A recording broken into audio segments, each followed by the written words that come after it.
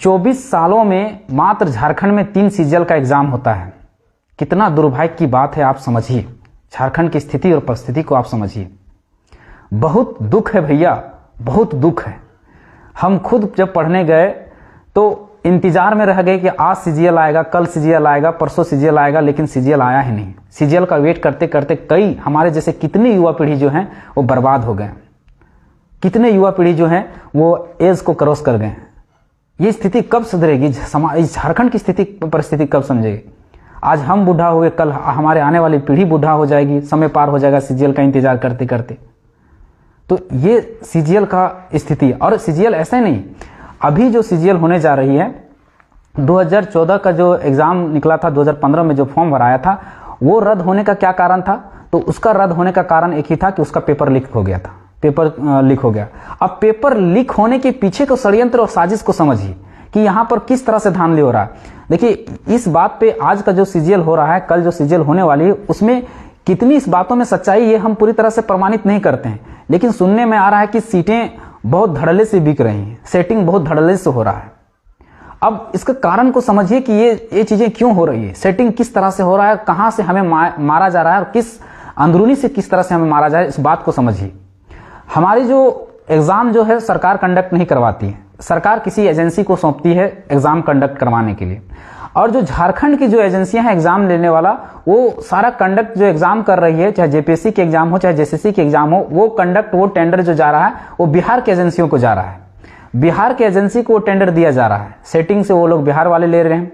अब बिहार वाले जो टेंडर ले रहे हैं एजेंसी जो एग्जाम कराने के लिए, वो क्या कह रहे हैं कि जहां पेपर बनता है, मतलब जहां हमारा क्वेश्चन पेपर छपता है, वहीं से पेपर लीक कर दिया जा रहा है, वहीं से सेटिंग हो जा रहा है। समझिए कहां तक हम मारे जा रहे हैं। हम लोग को पता भी नहीं होगा कि जितनी भी एजेंसियां 99.99% 0.1% लड़कों को नहीं पता होगा कि जो हमारी जेसीसी के एग्जाम को जो कंडक्ट करा रही है वो एजेंसी बिहार की है।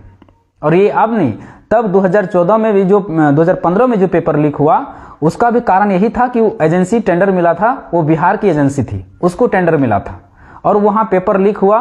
बाद में अपरिहार्य कारणों के कारण जेसीसी बोलते हैं कि इस एग्जाम को रद्द किया जाता है।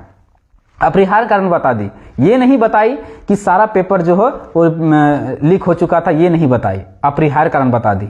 तो इस स्थिति और मनोदशा को कहां से समझ। अब वहां क्या होता है कि उस पेपर को लीक होने के बाद जो हमारा झारखंडी जो लड़के हैं, झारखंडी लड़के को फाइट नहीं कर पाते। अब इसका भी क्या कारण है? जेसीसी का आप ऑफिस चले जाइए, आप जेसीसी का कार्यालय चले जाइए, वहां भी कर्मचारी, क्लर्क, जितने भी बड़े बड़े पदाधिकारी हैं, अधिकारी हैं, हमें लगता है झारखंड का 10% होंगे भी होंगे, वो भी हमको लगता है नहीं होंगे। 10% लोग भी नहीं होंगे वो जेसीसी कार्यालय में, वो सारे बाहर के लोग हैं। और टेंडर कौन निकालती है? एजेंसी को, कंपनी को टेंडर कौन देती है? एजेंसी को टेंडर कौन देती है? तो जेसीसी ऑफिस देती है, यानी जेसीसी प्रशासन देती है टेंडर।